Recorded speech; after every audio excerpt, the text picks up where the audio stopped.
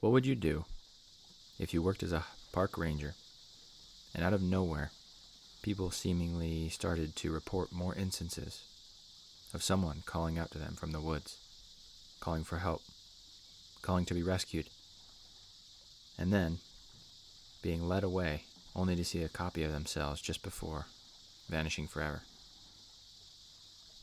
Hello, I'm Cece, and welcome back to the Crucible of Character, where today we have another scary Reddit story for you.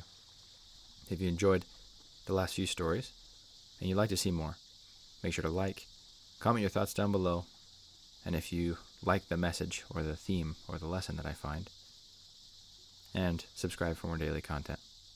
I'm really going to try to be better at posting daily. I know I haven't been the greatest at that, but I'd really appreciate it, as I'm trying to get to 100 subscribers by the end of the year, and I'd love your help in doing so. With that, today's story was posted to the r/NoSleep subreddit by Throwaway Ranger, and it is entitled, "I'm a park ranger, and something is imitating people in my forest." And it starts like this.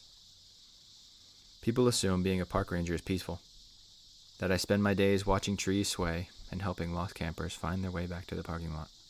But if you work long enough in the deep woods, you learn the truth.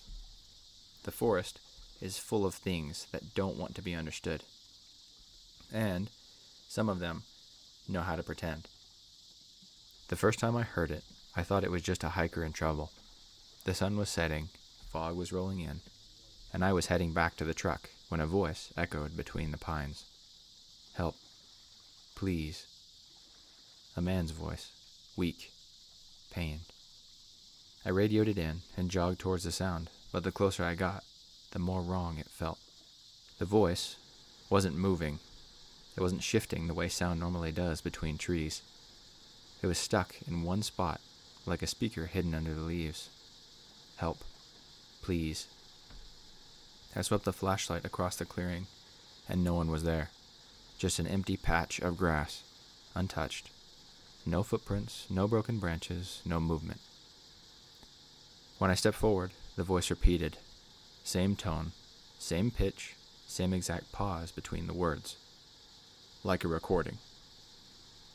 My stomach dropped. I backed away slowly and returned to the station without saying a word. I wanted to believe it was just the wind, or a radio glitch, or my brain playing tricks on me, but it wasn't the last time I heard it. A week later, a pair of hikers came into the station, pale and shaking. They claimed someone had followed them near the ridge, someone who looked like the boyfriend. Not similar to them. Mistake. Not similar to him. Not someone wearing the same clothes. Someone who looked exactly like him. Except, according to the girlfriend, the copy stood perfectly still, even when they yelled at it. And when it finally moved, its head turned before its body did. I wrote up the report.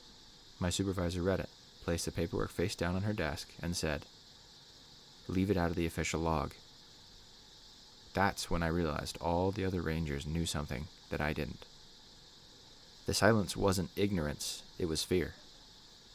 I tried to shake it off until the day we responded to a missing persons alert. My partner Mason and I went to go check it out. A teenager had wandered from a campsite and hadn't returned. We split up to cover more ground. I was following a creek upstream when Mason's voice crackled through the radio. "Found something. Need you over here." His voice sounded strained, like he was winded.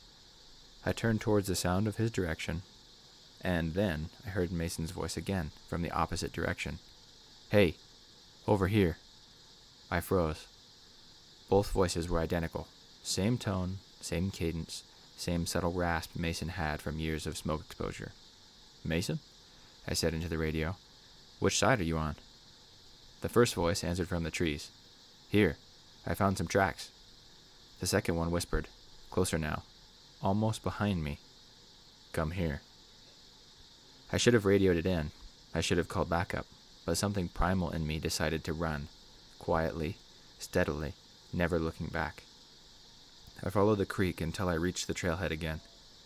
10 minutes later, real Mason walked out of the opposite direction, pale and drenched in sweat. When he saw me, We both just stopped. Neither of us had called the other. Neither of us had actually called the other. Neither of us had originally used the radio. Neither of us had spoken in the woods.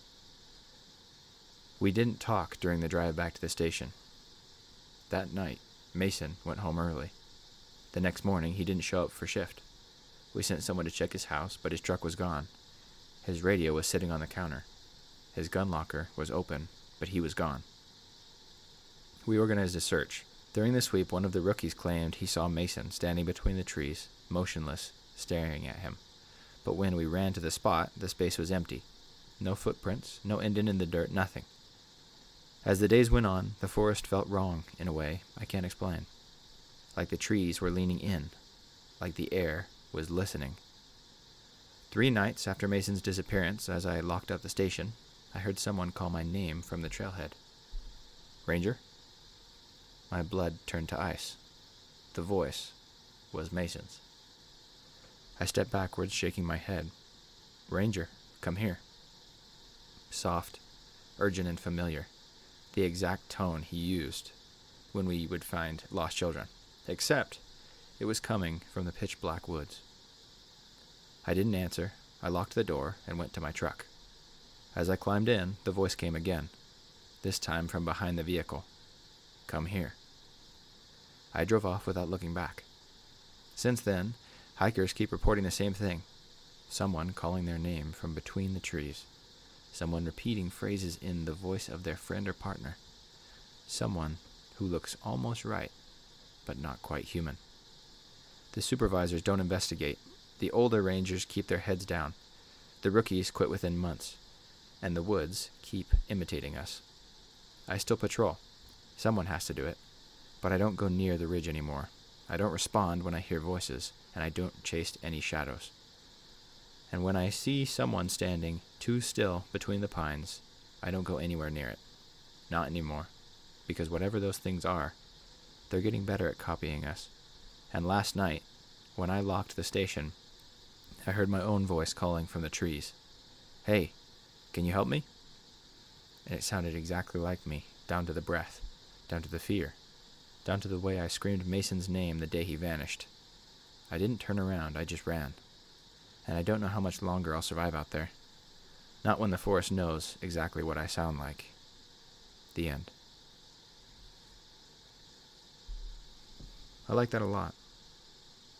I know that I say that often, but a lot of these Reddit stories are really good. One of the things I thought of kind of that whole time is almost like a unspoken kind of peace treaty of sorts. I know that it doesn't really feel like it, but it kind of reminds me of, if you've seen any of the Marvel movies, there's the alien people that are shapeshifters and kind of have infiltrated a lot of the world. And there's a group of them that are pretty good. But the larger populace doesn't know they exist. It's just kind of this splinter cell of the government, and then this splinter cell of these good aliens, to put it really simply. But in their efforts to work together, they end up doing a lot.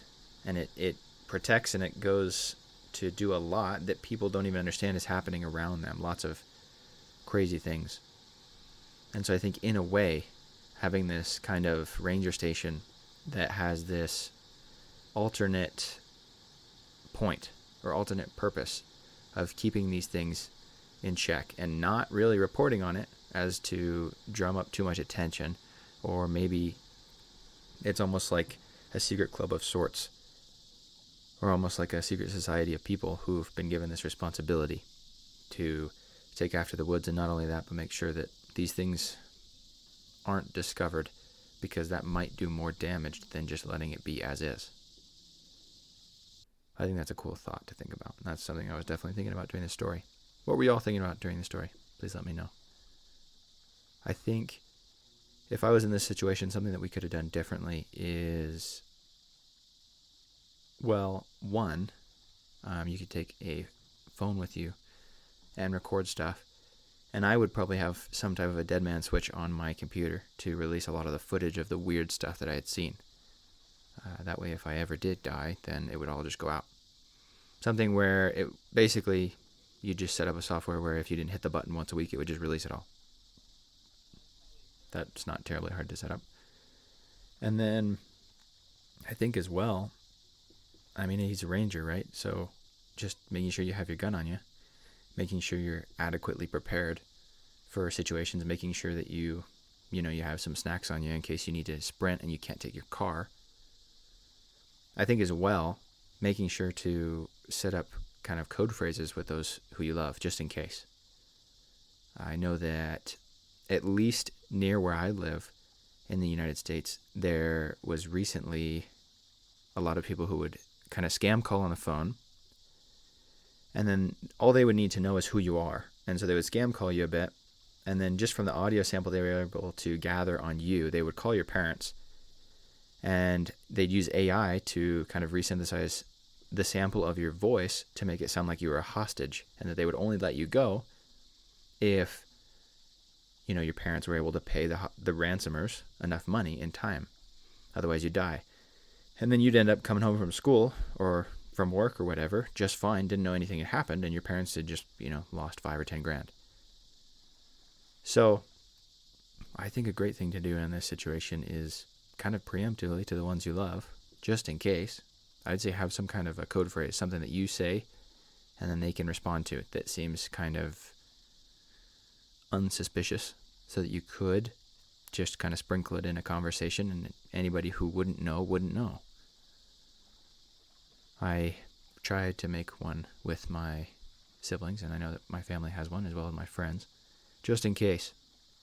I'm not saying I know that there are skinwalkers out there, but I'm not sure that there aren't. And so for that, I think it's a great idea to have something like that in place.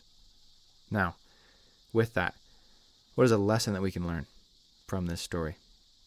Before I say, I'd love for y'all to take a moment and maybe comment down below what you think. Wrapping up today's video, I think that today's lesson from this story should be, it's good to take responsibility, and it's good to look out for everyone, and it's good to be a part of this cool little thing that's protecting everybody from these skinwalkers or whatever else. But at the end of the day, a lot of the responsibility we take in our lives isn't ours to take. A lot of the responsibility we take for those around us isn't ours to take. And that's not to say that it's all bad. That's not to say be a lazy bum and don't take any responsibility your whole life. But what I am saying is you can only do what you can do. Let go of the things you can't do. Be happy with what you can do. Take responsibility. Learn. Be better. Keep growing. Keep learning. Keep growing. It's a circle. But if you take on too much all at once, you kind of just end up doing everything really crummy and not well at anything. So with that, please, maybe take a moment to reflect and understand the responsibility or maybe the commitments that you've taken on. And understand or try and think about, should you have all of that? Should you maybe let some of it go permanently? Should you maybe let some of it go temporarily to refocus? Are you still headed in the direction you want to?